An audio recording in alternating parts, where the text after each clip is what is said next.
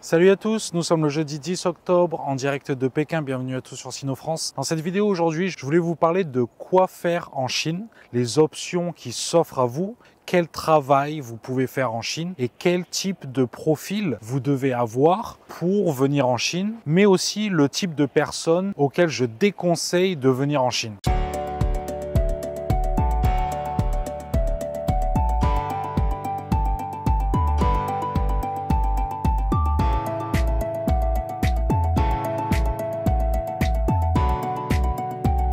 Alors on va peut-être commencer par le type de personnes à qui je déconseille de venir en Chine, notamment les retraités en fait. Il y a beaucoup de gens qui me contactent. Alors bien sûr, après c'est possible, bien sûr que c'est possible.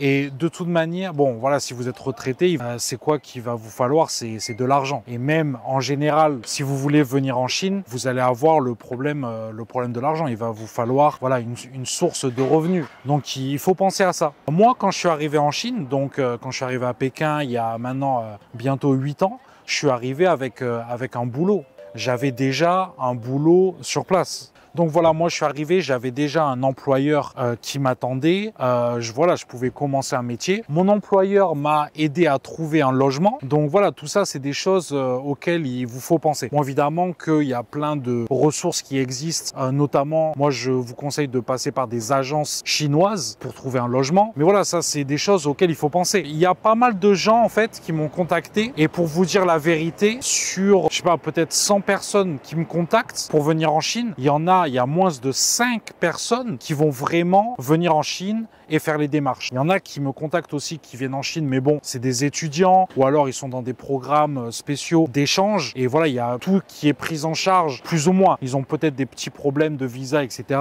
Mais c'est incomparable. Moi, je voulais parler vraiment des gens qui souhaitent s'expatrier, qui souhaitent travailler en Chine. Alors bien sûr, après, il y a les expats. Voilà, les expats, ceux qui ont un contrat avec une entreprise française, par exemple. Là, encore une fois, tout est pris en charge. Donc, vous n'allez pas vraiment rencontrer de difficultés. Et après, bien sûr, vous pouvez regarder les vidéos sur Sino France pour apprendre un peu plus la vie en Chine, etc. Mais ça, je dirais que c'est autre chose, en fait. Pour ceux qui veulent faire un peu comme moi, émigrer en Chine, en fait, quelles options s'offrent à vous? Moi, je dirais que vous pouvez vraiment tout faire en Chine, mais la clé, vraiment, c'est de s'accrocher. Moi, ça fait 8 ans que je suis ici. Et je commence à peine à vraiment décoller dans ma carrière, etc. Pour ceux qui suivent la chaîne, j'ai ouvert mon entreprise il y a 6 mois à peu près. Et donc voilà, je commence vraiment à décoller.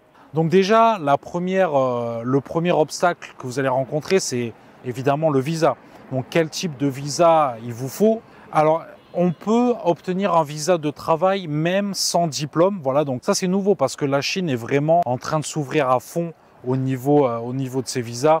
Ça fait vraiment plaisir. Il y a de plus en plus de possibilités. Si vous pensez à ça, n'hésitez pas à me contacter moi directement. Je peux vous donner tous les contacts pour ouvrir votre entreprise et ensuite transférer le visa dessus. Moi, c'est ce que j'ai fait. Un autre problème aussi, c'est selon votre secteur d'activité, est-ce que vous parlez chinois ou pas? Alors moi, comme je l'ai déjà fait, j'ai fait des vidéos là-dessus, je parle très peu chinois, mais je parle un petit peu, donc j'arrive quand même à comprendre. Mais si vous ne parlez pas chinois, vous allez être limité pour énormément de choses. Donc ensuite, même si vous ne parlez pas chinois, voilà, il faut quand même rester dans le positif. Vous pouvez vous en sortir, mais ça va être très dur. Moi, par exemple, comme beaucoup de gens dans ma situation, quand je suis arrivé ici, j'ai été avec une Chinoise. Donc c'est sûr qu'elle m'a aidé énormément pour même des petits trucs. Si vous êtes tout seul, vous allez vraiment galérer. Je ne sais pas si vous pouvez vous en sortir. Donc, il y en a qui font des colocations par exemple pour s'entraider. Il y a des solutions.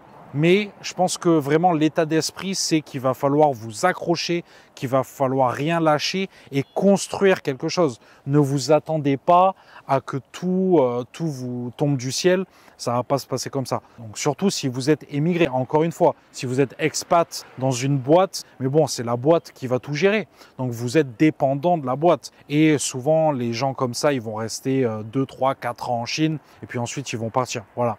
Donc bon, moi non, je compte vraiment rester ici quelques années de plus. Ça fait déjà 8 ans que je suis là. Comme je vous l'ai dit, je commence à peine à construire quelque chose. Mon but, c'est vraiment de rester quand même quelques années de plus. Bon, j'ai vraiment pas de limite, mais voilà, vu que ça se passe bien. Après, voilà, la réputation en Chine, c'est vraiment très, très important.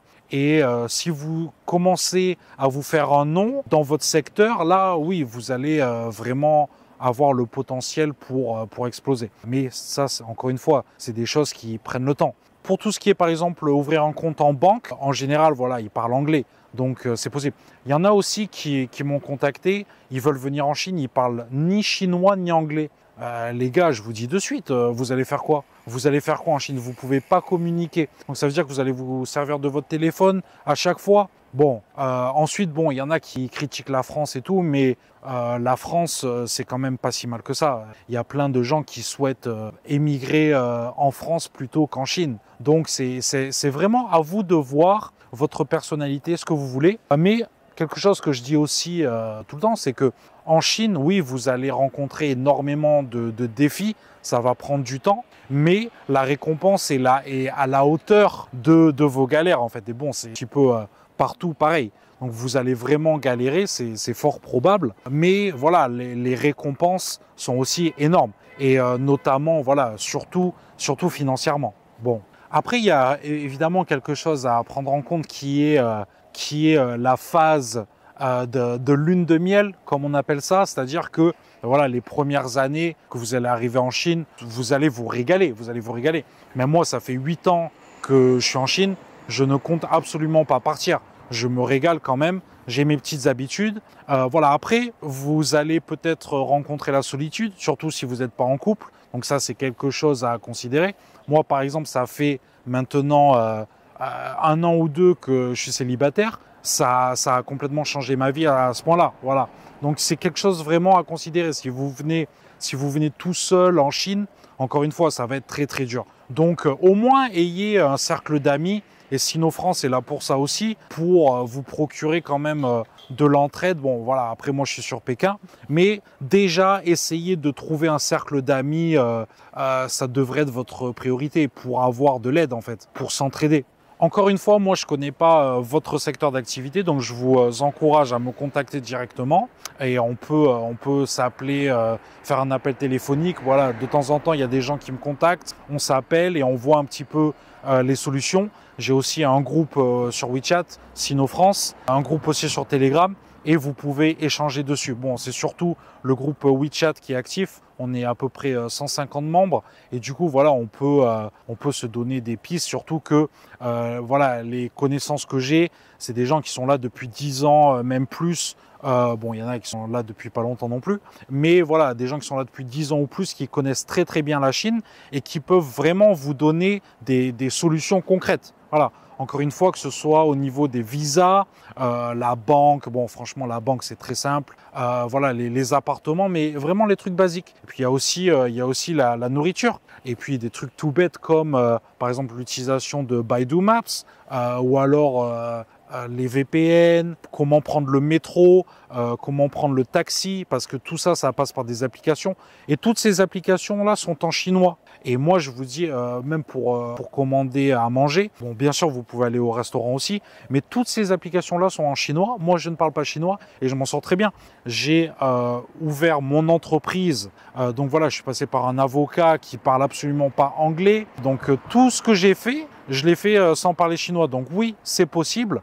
Et vous pouvez aussi travailler sans parler chinois. Mais ça va être quand même une épine dans votre pied. Et encore une fois, tout dépend du métier que vous souhaitez faire. Voilà, c'est ça la base en fait. Selon votre métier, vous aurez besoin, il y a des métiers, c'est obligatoire de parler chinois. Bon, les métiers que vous pouvez faire, il y a beaucoup de Français évidemment dans la restauration, mais ça c'est pas qu'en Chine, c'est dans le monde entier. Donc c'est une option. Mais voilà, il y en a qui sont même dans l'agriculture. Et là, je parle d'entrepreneurs, voilà, de gens ou d'auto-entrepreneurs comme moi qui font leur truc de leur côté. Voilà, il y en a dans l'agriculture. Vraiment, la Chine, il y a 1,5 milliard d'habitants. C'est sûr et certain que vous pouvez percer. Ensuite, oui, c'est vrai que ça, c'est autre chose que je voulais dire. Quelque chose auquel j'ai pensé, c'est que même si vous allez être dans le même secteur d'activité qu'un autre Chinois, eh bien votre business va être différent, c'est sûr. Pourquoi? Parce que vous êtes étranger, voilà, peut-être que vous êtes français. Si vous êtes français, la manière dont vous pensez, ça va être forcément différent d'un Chinois, d'accord? Donc, votre business va être différent. Je prends un exemple tout bête. Là, si vous avez, par exemple, là, j'ai un ami qui a un commerce, il vend du café. Ben, lui, il fait les trucs comme un Français, entre guillemets. Donc, forcément, son magasin de café, son coffee shop, il va être totalement différent d'un magasin chinois. Bon, évidemment que voilà, tout le monde vend du café, mais vous voyez ce que je veux dire? Même dans la manière de faire du management, c'est complètement différent. Le management chinois est complètement différent du management français. Donc là, vous avez vraiment une carte à jouer. Je pense que la carte à jouer, elle est là. Et ça, c'est dans n'importe quel business que vous faites. Et le truc, c'est que ce qui est bien, c'est que la Chine ne va vous mettre aucune pression sur le style de management que vous faites. Voilà, c'est votre société, c'est votre entreprise. Vous gérez vos employés de la manière dont vous voulez. Du moment que tout est légal, que vous respectez la loi et que vous traitez tout le monde avec respect, il n'y a aucun problème. Voilà. Moi, je pensais à un truc, par exemple, les Chinois, ils adorent faire des meetings qui durent des heures et que franchement, ben voilà, la moitié des employés sont sur leur téléphone portable, ça n'avance pas. Ben voilà, une entreprise étrangère va pas faire ça, quoi, ou du moins peut-être pas autant. Bon, après, chacun voit midi à sa porte, il n'y a aucun souci. Mais moi, en tout cas, je sais que je ferai jamais ça et je le fais pas. Ça dépend si vous aimez travailler tout seul. Il y a tellement d'opportunités. Voilà, j'ai pas envie vraiment de rentrer dans les détails et c'est pour ça que je vous invite à plutôt me contacter directement. Et là, on peut en parler. Je peux vous rediriger vers d'autres personnes aussi. Voilà, écoutez, j'espère que la vidéo vous a été utile. N'oubliez pas de vous abonner, commenter et pour les plus motivés, pensez à prendre un abonnement payant aussi sur la chaîne parce que voilà, vous savez, c'est du taf, c'est beaucoup d'heures de travail, voilà, le montage vidéo, etc. Trouver des idées. Merci à vous pour votre soutien et d'avoir regardé la vidéo en entier. Je vous dis à bientôt. Ciao!